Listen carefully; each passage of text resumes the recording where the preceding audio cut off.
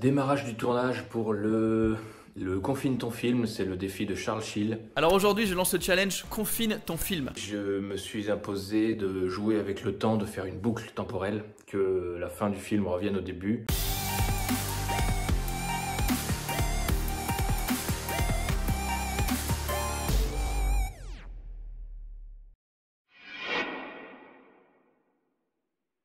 Chose étonnante, alors vu qu'une des contraintes c'est d'utiliser une musique de la plateforme MusicBed, j'ai cherché jusqu'à ce que je trouve la petite musique qui aille bien. J'ai trouvé la musique et c'est la première fois que je bosse comme ça. J'ai calé tous mes plans par rapport à la musique, mais avant même le tournage. C'est-à-dire que sur ma timeline, tiens je te le mets ici, sur ma timeline j'ai déjà plan par plan qu'est-ce que je veux shooter. J'avais jamais bossé comme ça, et ben j'aime pas du tout, c'est chiant. Mais bon, c'est fait. Premier plan, c'est l'horloge ici. Un plan fixe. J'ai mis un gorillapod ici, là. Attends, je vais te le retrouver. J'avais mis un gorillapod ici, tac, qui filmait par là, tac. J'ai également un petit peu adapté mon décor. Cache la porte. Ici, le porte-manteau, je l'ai mis un petit peu plus devant la porte pour qu'il camoufle également. J'ai réduit la table, j'ai enlevé une rallonge, j'ai enlevé les chaises pour avoir plus de place dans le salon. Petit élément de décoration, j'ai fait le noir dans la cuisine, j'ai fait le noir dans le couloir. Là, je viens de tourner le plan que j'affectionne tant, le plan zénithal au-dessus là. Avec la fameuse astuce de tous les jours, trépied, attends, excuse-moi, contre-jour, fixé à perche à selfie, fixé à support pour smartphone. Et là, je te donne une petite astuce, si tu l'utilises, quand tu tends le bras au maximum, tu as tellement de poids ici avec ton smartphone au bout que ça va pencher. Ton trépied, il va pas tenir, en fait, il va basculer. C'est de la géométrie de base, les amis. Il faut tout simplement aligner la perche avec le pied. Perche-pied, de manière à ce que ce soit stable et que ça repose sur le pied d'avant. Parce qu'au tout début, moi, comme un gros bécasson, la perche à selfie, elle allait dans l'axe comme ça, là. Bah, sauf que ça emmenait, puis ça penchait, ça tombait. Ok. Bon, petit point making of, ce tournage est encore plus dur que la voix. Il a beau durer moins de temps, il y a plus de plans, plus d'axes caméra en tout cas, et gérer les raccords, c'est quasi impossible là tout seul.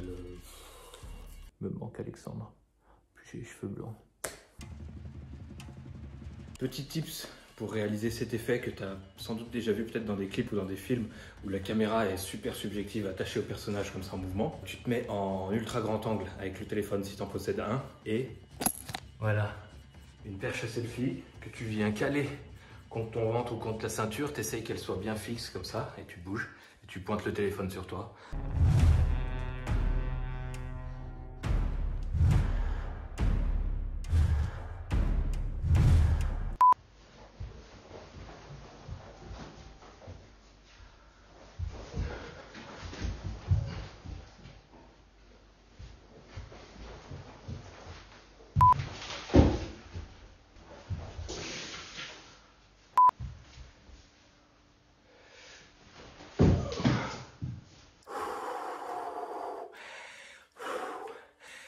Je viens de me faire les scènes là où c'est du jump cut un petit peu en fondu, j'arrête pas de naviguer, je fais le fou, je pète un boulon en fait.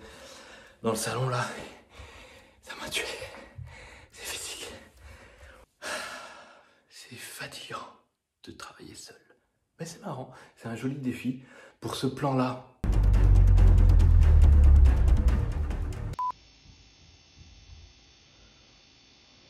Le travelling sur la table.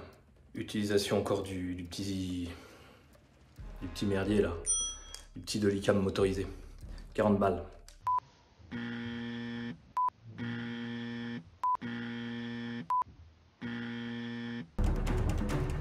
Fun fact, aujourd'hui, en plein tournage, enfin pas en plein tournage, ça fait 2-3 jours qu'il est là, mais j'avais prévu de tourner aujourd'hui, donc pas de bol.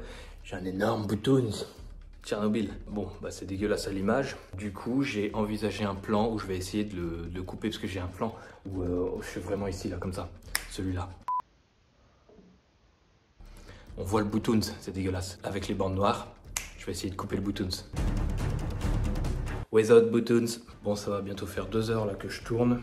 Ça va que j'avais préparé ma liste de plans, je les avais un petit peu préparés en plus et j'avais fait quelques tests parce que tout seul c'est trop long. Se remémorer sur chaque plan dans quelle position j'étais pour essayer qu'il y ait un semblant de raccord entre plan et plan. Et en plus du fait que, comme je te l'expliquais au début, j'ai calé tout mon montage avant même de le tourner sur la musique. Ça veut dire que chaque plan, il a un timing. Avant même que j'ai tourné, ça veut dire que tel plan, il doit durer 3 secondes et l'autre, celui d'après, 2 secondes, tout en conservant un raccord. Donc ça veut dire que chaque geste et chaque truc que je fais, je dois être timé. Je t'avoue que je le fais un petit peu à l'arrache parce que j'arrive pas à suivre là, c'est trop dur. On verra au montage. Ouh là là, il est dur ce tournage. Le sol aussi, il est dur. Hein. Je me suis vraiment fait mal là.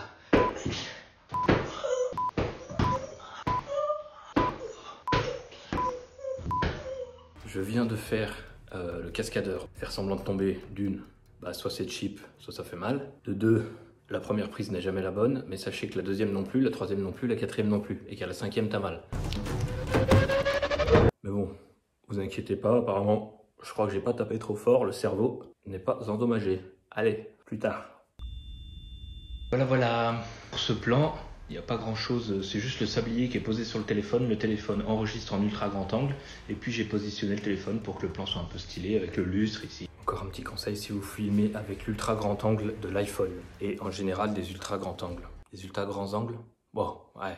Sur smartphone, l'ultra grand angle, et notamment sur iPhone, il est beaucoup moins sensible à la lumière, donc on obtient très vite du grain. Pense bien à mettre un maximum de lumière si possible. Tu vois là, rien que l'ultra grand angle, si j'ouvre les rideaux et si je ferme les rideaux, ça fait la différence. Donc dans le film, à chaque fois qu'il y a un plan où on voit pas la fenêtre, j'ai ouvert en grand. Là, c'est la caméra de façade de l'iPhone, tu peux pas voir la diff, mais moi je te le dis, donc fais confiance.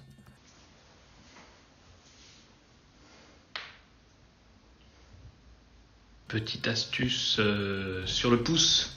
Pourquoi? Comment? Hein? Bon. Comment j'ai fait pour faire des plans aussi travaillés? Oui, il y a une petite astuce. J'ai un vieil iPhone que j'ai ressorti et avec Filmic Pro, on peut faire télécommande. L'application s'appelle Filmic Remote. Alors ça, c'est un vieil iPhone, la batterie tient plus, c'est hyper compliqué. Il est toujours sur batterie. Là, je l'ai enlevé juste pour faire ce plan. Ça me permet de, à moindre frais, d'avoir un retour vidéo et de me caler sur mes plans. De les cadrer exactement comme je veux parce que c'est très dur sinon. C'est vachement dur de trouver sa place là.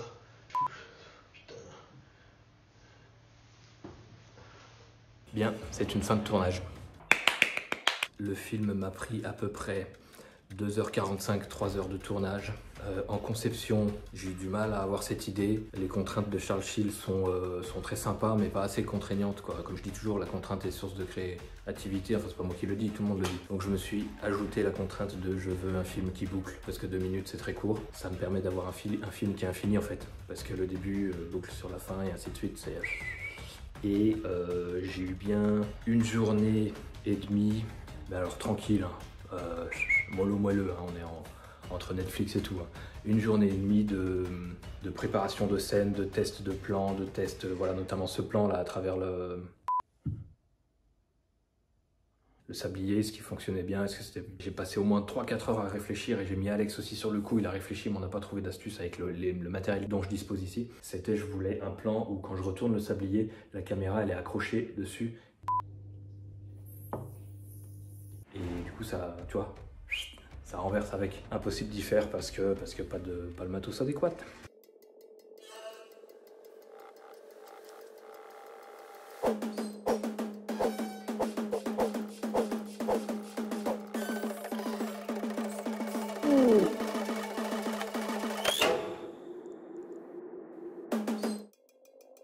Et j'ai oublié de te dire, tu peux t'abonner, liker, commenter, partager si t'aimes bien notre chaîne. Elle est quand même vachement bien, faut avouer. Avec un minimum de matos, on fait des trucs de fou. Partage à tout le monde, comme ça on va devenir grand. On aura une grande communauté et puis on aura plein de fric, ça va être cool. J'étais en train de réfléchir au film 9h17. J'étais en train de me dire, putain, je l'ai appelé 9h17 juste parce qu'au moment du tournage et que j'ai shooté l'horloge, ça faisait 9h17. C'est dommage, j'aurais pu réfléchir à une heure qui a plus de signification.